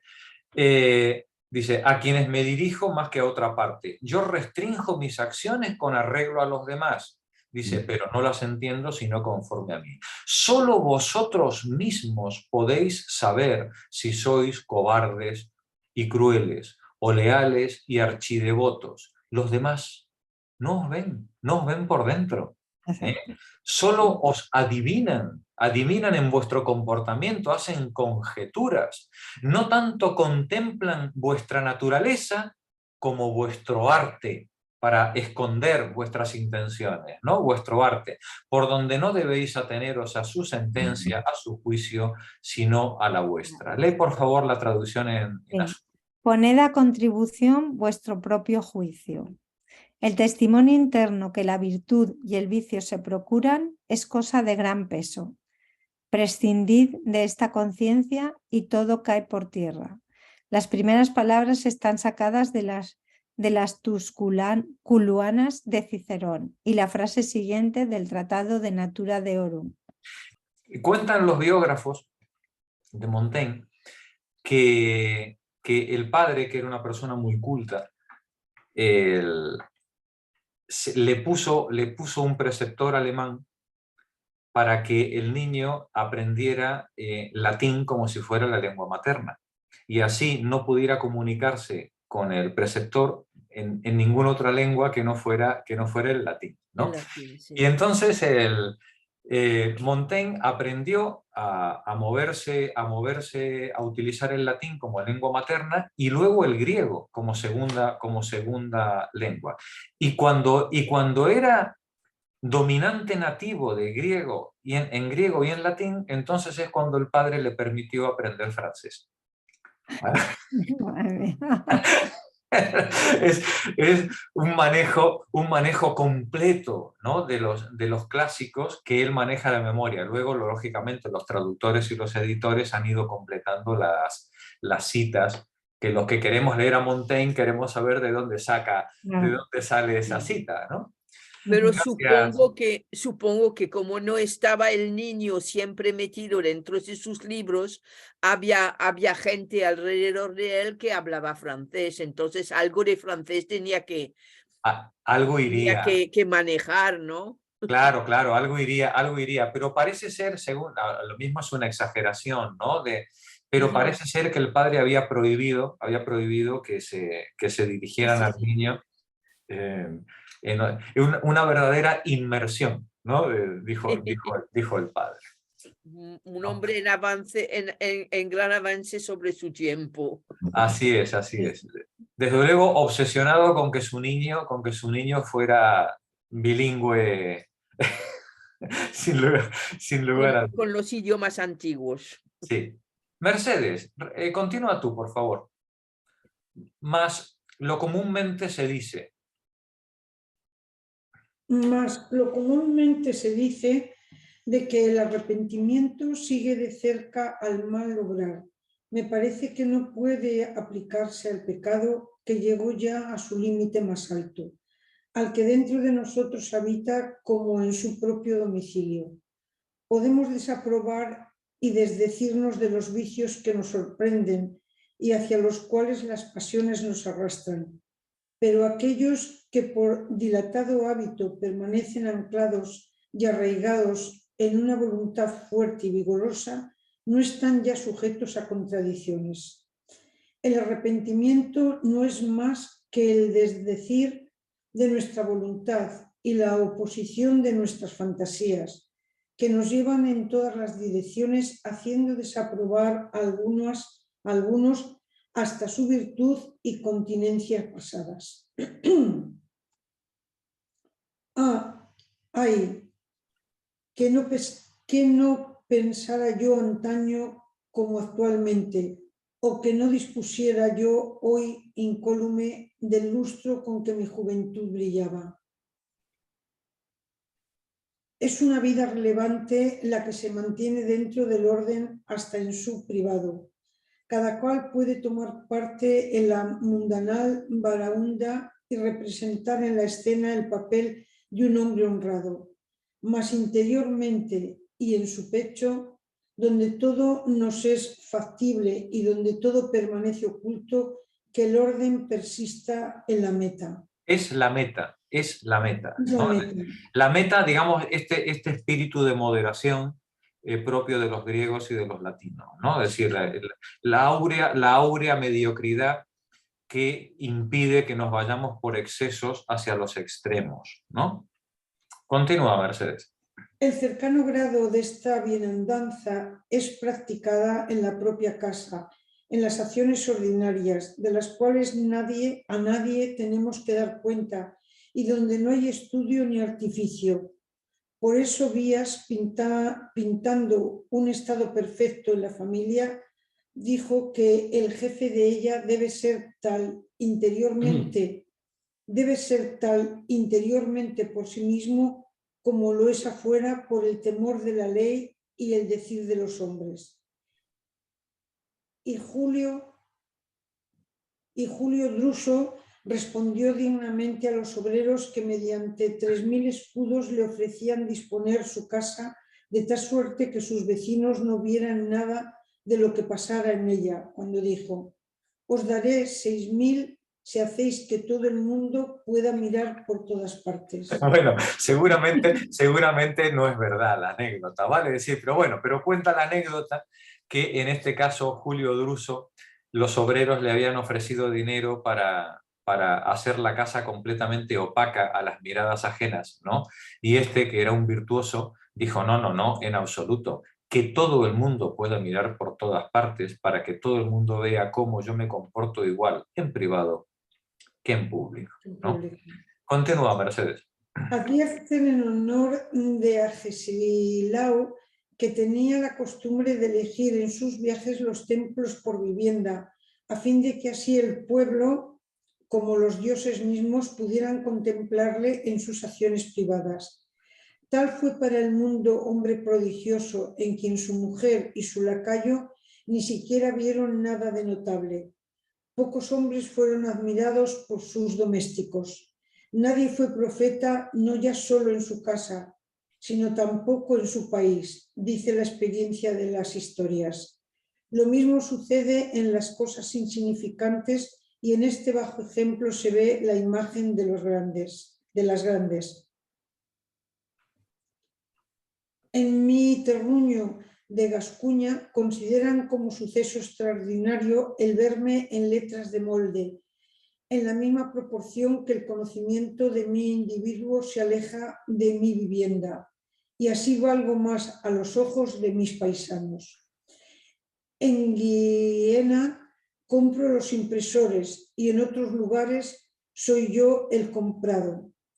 En esta particularidad se escudan los que esconden vivos presentes para acreditarse muertos y ausentes. Yo mejor prefiero gozar menos honores. Lánzome al mundo simplemente por la parte que de ellos alcanzo y llegado a este punto los abandono. El pueblo acompaña a un hombre hasta su puerta deslumbrado por el ruido de un acto público, y el favorecido con su vestidura abandona el papel que desempeñará, cayendo tanto más hondo cuanto más alto había subido, y dentro de su alojamiento todo es tumultuario y vil. Paco, continúa tú. Gracias, Mercedes. Aun cuando en ella el orden presidiera, todavía precisa hallarse provisto de un juicio vivo y señalado para advertirlo en las propias acciones privadas y ordinarias. Montar brecha, conducir una embajada, gobernar un pueblo, son acciones del renombrón. Amonestar, reír, vender, pagar, amar, odiar y conservar con los suyos, conversar con los suyos y consigo mismo, dulcemente y equitablemente, no incurrir en debilidades, mantener cabal su carácter, es cosa más rara, más difícil y menos aparatosa. Dice, conducir una embajada, gobernar un pueblo, todo eso da mucho brillo y esplendor, ¿no? Dice, pero, oye, amonestar, reír, vender, pagar, amar, odiar, estas cosas parece ser que son bastante más raras y más difíciles, ¿no? Que hacer. Adelante, Paco. Por donde las existencias retiradas cumplen, dígase lo que se quiera, deberes tan austeros y rudos como las otras. Y las privadas, dice Aristóteles, sirven a la virtud venciendo dificultades mayores y de modo más relevante que las públicas.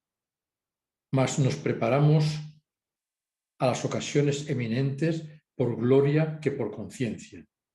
El más breve camino de la gloria sería desvelarnos por la conciencia como nos velamos por la gloria. Dice, más nos preparamos a las ocasiones eminentes por gloria que por conciencia. El más breve camino de la gloria sería desvelarnos por la conciencia como nos desvelamos por la gloria, ¿no? Continúa, la virtud de Alejandro. La virtud de Alejandro me parece que representa mucho menos vigor en su teatro que la de Sócrates en aquella su ejercitación ordinaria y oscura. Concibo fácilmente al filósofo en el lugar de Alejandro. A Alejandro en el de Sócrates no lo imagino. Quien preguntara a aquel qué sabía hacer, obtendría por respuesta: subyugar el mundo. Quien interrogara a éste oiría. Conducir la vida humana conforme a su natural condición, que es ciencia más universal, legítima y penosa.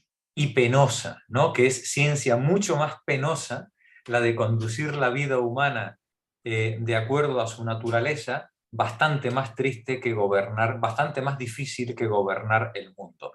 Nos dice, la virtud de Alejandro representa mucho menos vigor que la de Sócrates, ¿no? Dice, concibo más fácilmente a Sócrates en el lugar de Alejandro que a Alejandro en el lugar de Sócrates, ¿no? Quien preguntara a Alejandro qué sabía hacer, obtendría por respuesta dominar el mundo. Quien preguntara a Sócrates qué sabe hacer, diría, pues conducir la vida humana de forma honesta, ¿no? ¿Qué cosa más difícil, ¿no? Continúa, Paco. No consiste el valer del alma en encaramarse a las alturas, sino en marchar ordenadamente. Su grandeza no se ejercita en la grandeza, sino en la mediocridad.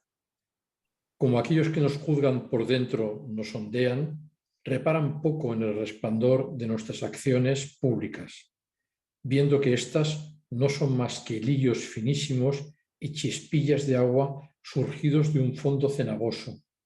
Así, los que nos consideran por la arrogante apariencia del exterior concluyen lo mismo de nuestra constitución interna y no pueden acoplar las facultades vulgares iguales a las propias con las otras que los pasman y alejan de su perspectiva. Por eso suponemos a los demonios formados como los salvajes.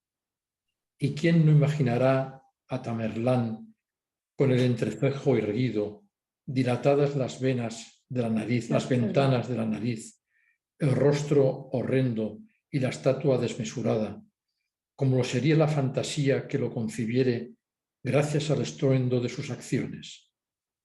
Si antaño me hubieran presentado a Erasmo, difícil habría sido que yo no hubiese tomado por apotegmas y adagios cuanto hubiera dicho a su criado y a su hostelera. Imaginamos con facilidad mayor a un artesano haciendo sus menesteres o encima de su mujer que la misma disposición a un presidente, venerable por su apostura y capacidad. Dice, imaginamos con más facilidad a un artesano haciendo sus menesteres o con su señora, ¿no? Que a un presidente que, por la veneración que le tenemos, no nos lo podemos imaginar en esa cuestión. Parécenos que estos, desde los sitiales preeminentes que ocupan, no descienden a las modestas labores de la vida. Como las almas viciosas son frecuentemente incitadas al bien obrar, movidas por algún extraño impulso, así acontece a las virtuosas en la práctica del mal. Precisa, pues, que las juzguemos en su estado de tranquilidad, cuando son dueñas de sí mismas, si alguna vez lo son, o al menos cuando más con el reposo están avecinadas en su situación ingenua. Gracias, Paco. Eva, continúa tú, por favor. Me ha parecido preciosa esta página de las virtudes de la, Es de la hermoso. mediocridad. Es hermoso. que no brillan. Eva, todo Montaigne, Sí. desde la primera página hasta la última, es de una belleza inaudita. Inaudita. Todas, cualquier página merece tenerlo encima de la mesilla de noche y leer 2 páginas cada día. Lo pondremos en en la pila, lo pones en la pila de los pendientes. Ay, Dios. Bueno, sigo a ver. Adelante. Aquí, ¿no? Las inclinaciones. Sí. Las inclinaciones naturales. ¿Perdón? ¿Cómo dices, Marí? ¿Perdón?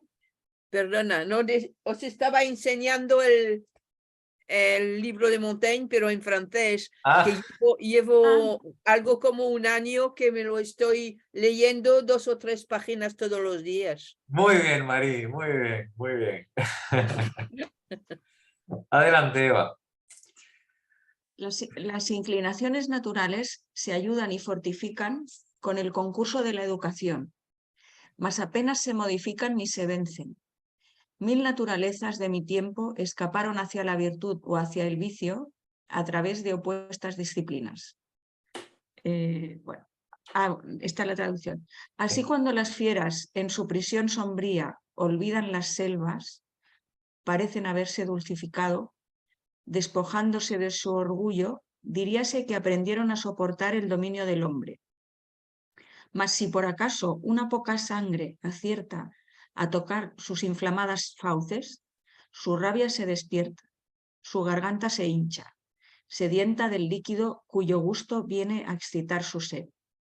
Arden en deseos de saciarse de él, y su crueldad se abstiene apenas de devorar al amo, que tiembla de terror. Lucano. Sí, viene a decir Montaigne que, oye, que las inclinaciones naturales con la educación las puedes maquillar, ¿vale? Pero en algún momento se dispara y te puedes llevar un susto, tú y los que te rodean, ¿no? Continúa, las cualidades originales... O como diría Paquita, la del barrio, mejor que no me despiertes la fiera que llevo dentro, ¿no?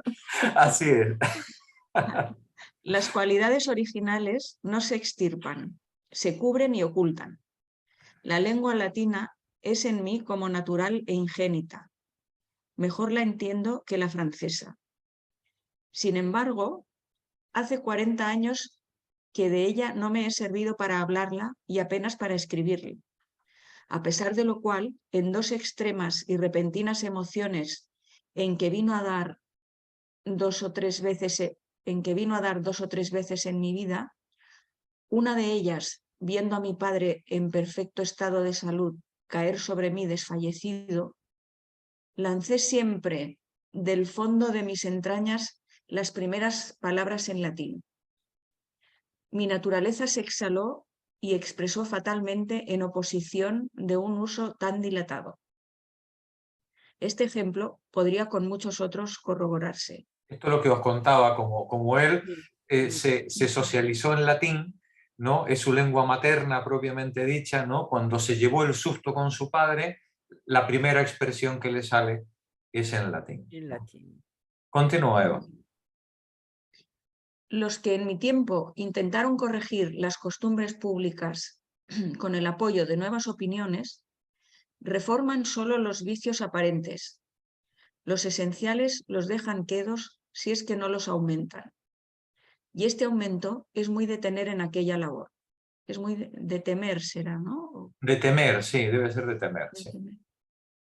Repósase fácilmente de todo otro bien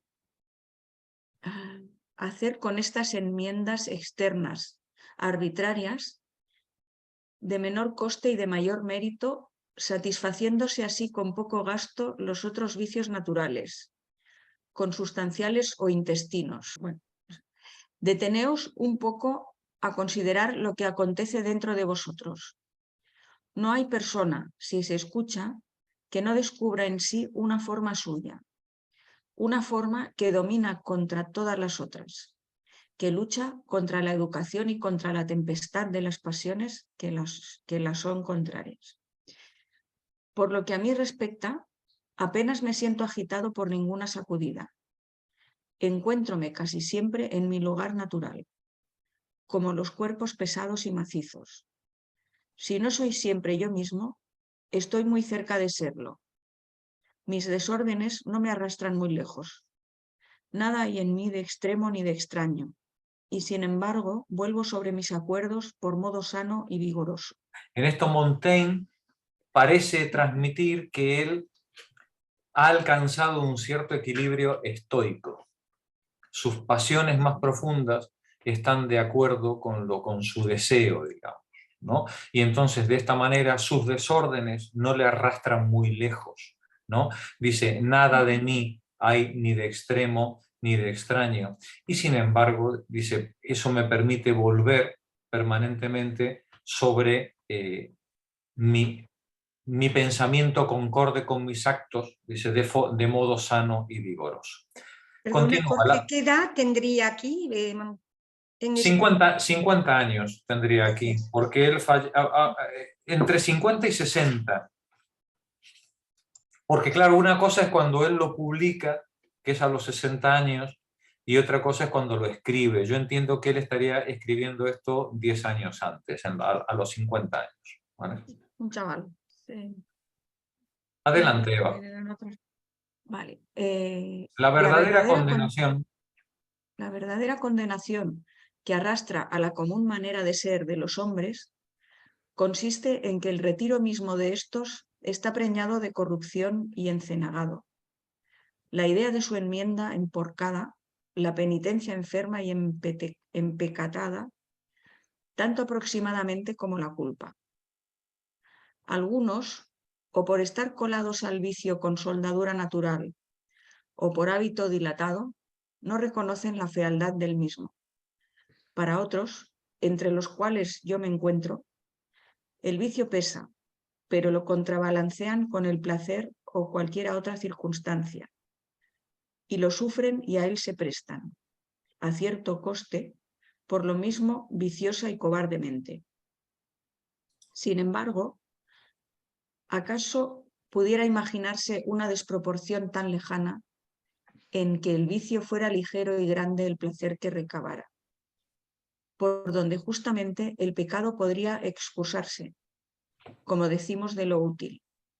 Y no solo hablo aquí de los placeres accidentales de que no se goza sino después del pecado cometido, como los que el latrocinio procura, sino del ejercicio mismo del placer, como el que ayuntándonos con las mujeres experimentamos. En que la incitación es violenta y dicen que a veces invencible. Hallándome días pasados en las tierras que uno de mis parientes posee en Armagnac, conocí a un campesino a quien todos sus vecinos llaman el ladrón, el cual relataba su vida por el tenor siguiente. Como hubiera nacido mendigo y cayera en la cuenta de que con el trabajo de sus manos no llegaría jamás a fortificarse contra la indigencia, determinó hacerse ladrón. Y en este oficio empleó toda su juventud.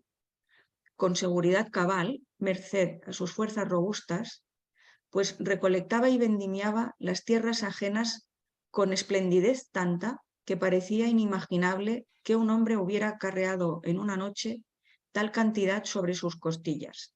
Era un virtuoso del robo. Bueno, termina el párrafo y ya lo dejamos ahí. Cuidaba además de igualar y dispersar los perjuicios ocasionados, de suerte que las pérdidas importaran menos a cada particular de los robados. En los momentos actuales vive su vejez, rico para un hombre de su condición, gracias a ese tráfico que abiertamente confiesa. Y para acomodarse con Dios, a pesar de sus adquisiciones, dice que todos los días remunera a los sucesores de los robados y añade que si no acaba con su tarea, pues proveerlos a un tiempo no le es dable, encargará de ello a sus herederos en razón a la ciencia, que él solo posee, del mal que a cada uno ocasionará. Conforme a esta descripción, verdadera o falsa, este hombre considera el latrocinio como una acción deshonrosa y lo detesta, si bien menos que la indigencia. Su arrepentimiento no deja lugar a duda, mas considerando el robo, según su escuela, contrabalanceado y compensado, no se arrepiente en modo alguno. Este proceder no constituye la costumbre que nos incorpora al vicio y con él conforma nuestro entendimiento mismo, ni es tampoco ese viento impetuoso que va enturbiando y cegando a sacudidas nuestra alma y nos precipita, como asimismo a nuestro juicio, en las garras del vicio. Bueno, espero que hayáis disfrutado de Pues sí. este trocito. Lo terminamos el miércoles que viene y continuamos la lectura. Bueno, que os sirva a quienes no conocíais a Montaigne, que os sirva de acicate para leer. Buena semana, compañeras. Igualmente. Buenas noches. Buenas noches. Adiós. Buenas noches, Ani. Buena semana a todos. Hasta luego. Gracias, hasta luego.